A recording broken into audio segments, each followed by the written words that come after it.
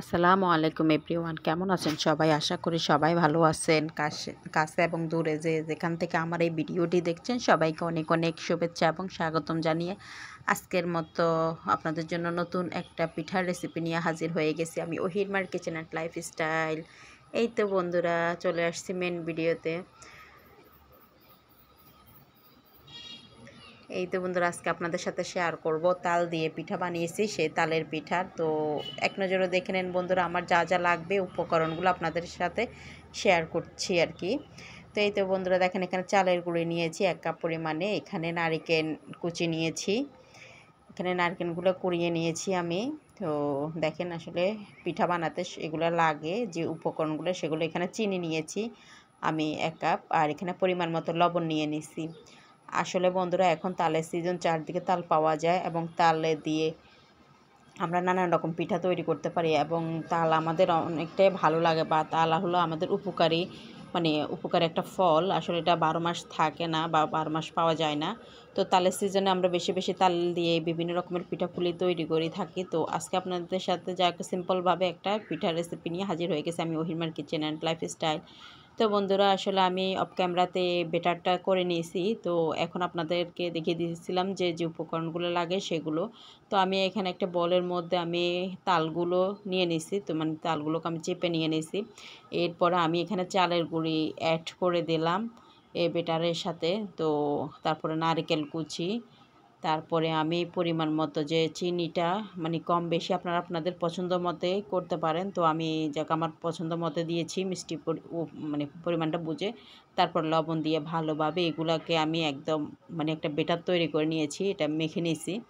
তো এখানে আপনার হাতে সাহায্য করতে পারবেন, যাকে আমি চামচ দিয়ে এগুলাকে এভাবে করে একটা বেটার তৈরি করে নিয়েছি। দেখেন আসলে বেটারটা এরকম হবে, একটু খেয়াল করে দেখেন, একদম বেশি পাতলাও না আর একদম ঘনও না।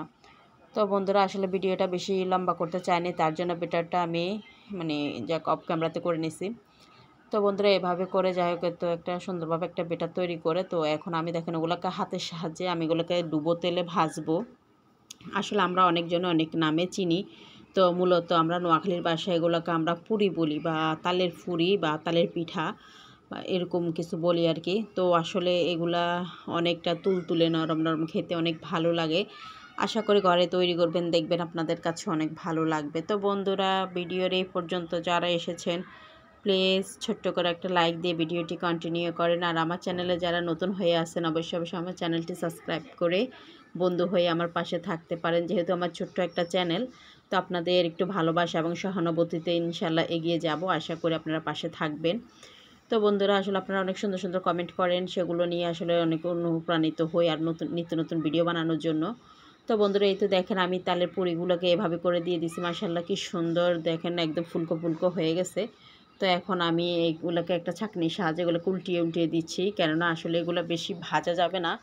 আর এ পর্যায়ে আরেকটা টিপস আসলে আপনাদের জন্য বলে দিচ্ছি, যে এইগুলা বানানোর জন্য আসলে আগুনটাকে লো হিটে রাখবেন, কেননা হাই হিটে দিলে এগুলোর উপরে কালো হয়ে যাবে আর ভিতরে অংশটা একদম আঠালো আটা আটা থেকে যাবে। তো এভাবে করলে ভালো লাগবে না। তো যেহেতু একভাবে ভিতর থেকে হয়ে এসে উপরে কালারটা সুন্দর থাকে, তার জন্য একটু হালকা আছে ভাজবেন। তো বন্ধুরা দেখেন এই তো আমি এগুলো উল্টে পাল্টে দেওয়ার পরে প্রায় 5 থেকে 7 মিনিটের মতো ভেজে নিয়েছি। তো এরপর যে আমার পিঠা এগুলো রেডি হয়ে গেছে। তো দেখেন বন্ধুরা এগুলো মাশাআল্লাহ দেখতে অনেক দারুণ সুন্দর হয়েছে। তো আমি এভাবে করে একটা ছাঁকনির সাহায্যে এগুলোর থেকে যে তেলগুলো, এক্সট্রা তেল, সেগুলো উঠিয়ে নিলাম। তো বন্ধুরা এই তো দেখেন এগুলো এভাবে করে ভাজতে হবে। বন্ধুরা আপনারা কে কে এভাবে করে পিঠাপুলি বানিয়ে খান তাল দিয়ে, অবশ্যই কমেন্টে জানাবেন।